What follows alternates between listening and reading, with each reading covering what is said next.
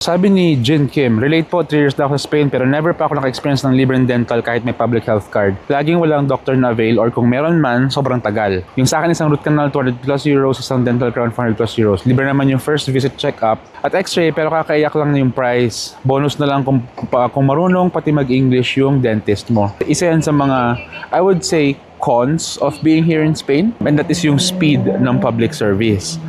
But it's still free, diba? And because it's free, yung mga hindi emergency or yung mga hindi urgent matter, as in matagal yung mga scheduling. Meron nga ako isang kakilala dito na ACL siya, tapos 2 years pa siya bago na operahan. Pero libre. As in libre, wala siyang binayaran from operation to doctor's fee or to anything else. Even yung physical therapy niya, wala rin siyang binayaran, but he had to wait for 2 years. Alam mo yun. So, if it's not an emergency, medyo may katagalan siya. Kung nagmamadali ka, you can pay for something private or you can get a private health card. Pero may mga options naman kung gusto mo ng mas mabilis na response. So, yun nga. Kung hindi naman siya life and death situation, usually matagal talaga yung turnaround time bago ka makausap ng doktor.